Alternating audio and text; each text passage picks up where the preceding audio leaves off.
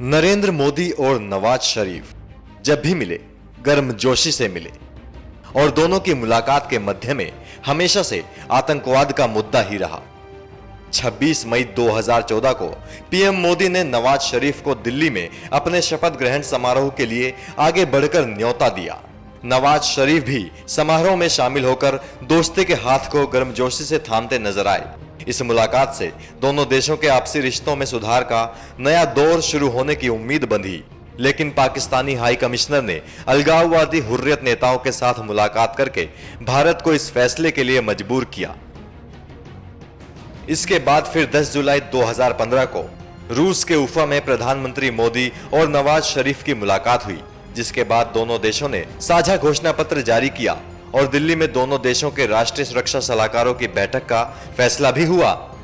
पाकिस्तान ने एक बार फिर धोखा दिया। उफा घोषणा पत्र के तहत एनएसए वार्ता 21 अगस्त 2015 को होनी थी, लेकिन पाकिस्तान के एनएसए आखिरी वक्त में हुर्रियत के अलगाववादी नेताओं से मिलने की नाजायज जिद पर अड़ गए, लिहाजा वार्ता रद्द करनी पड़ी।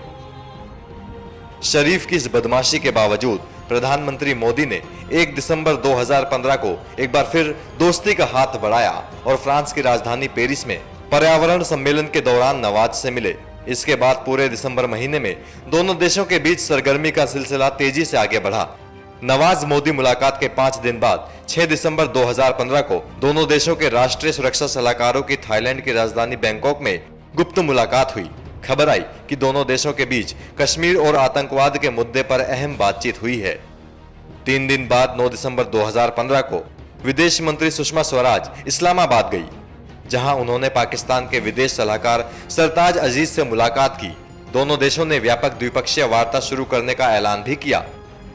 इसके बाद आया वो मौका जिसे भारत पाकिस्तान के आपसी रिश्तों में पीएम मोदी की ऐतिहासिक पहल कहा जा सकता है।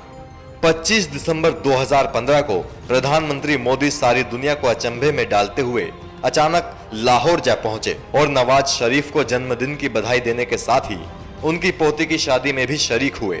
पीएम मोदी की इस पहल को मोदी का मास्टर स्ट्रोक और आउट ऑफ बॉक्स कूटनीति कहा गया। सबको लगा कि मोदी और शरीफ की यह आपसी गर्मजोशी दोनों देशों के रिश्तों में जरूर एक नया मोड़ लाएगी।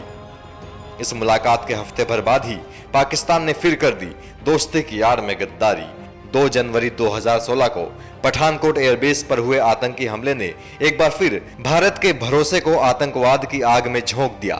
भारत ने पठानकोट हमले के बाद भी धैर्य से काम लिया और हमलावरों के खिलाफ कार्रवाई करने के पाकिस्तानी वादे पर भरोसा करके उनकी जांच टीम को पठानकोट आने दिया।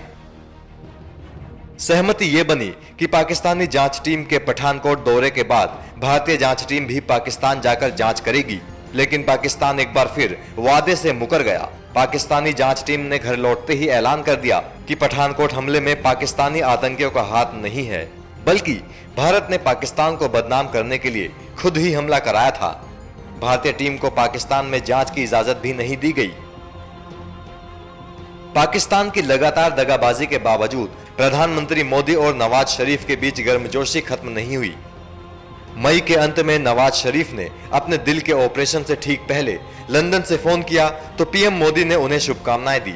इसके बाद प्रधानमंत्री मोदी ने 6 जुलाई 2016 को ईद के मौके पर भी नवाज शरीफ को फोन करके बधाई दी।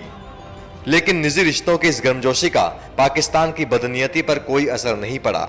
उसने 17 सितंबर 2016 को उरी में कर दिया अब तक का सबसे बड़ा हमला।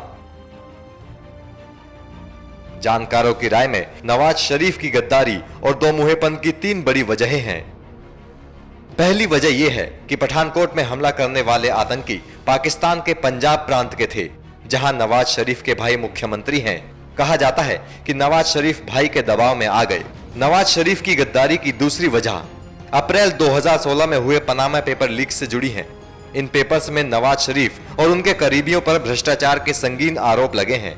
जानकारों का मानना है कि इन आरोपों से ध्यान हटाने के लिए भी नवाज शरीफ कश्मीर मुद्दे पर झूठा शोर मचाने और भारत पर तीखे हमले करने की रणनीति चल रहे हैं। नवाज शरीफ के गद्दारी की तीसरी वजह नवाज शरीफ के बदले तेवरों की एक वजह पाकिस्तान की अंदरूनी राजनीति का दबाव भी है। इमरान खान ने भारत से रिश्ते सुधारने की कोशिशों को लेकर नवाज शरीफ पर इतने हमले किए कि वो दबाव में आ गए।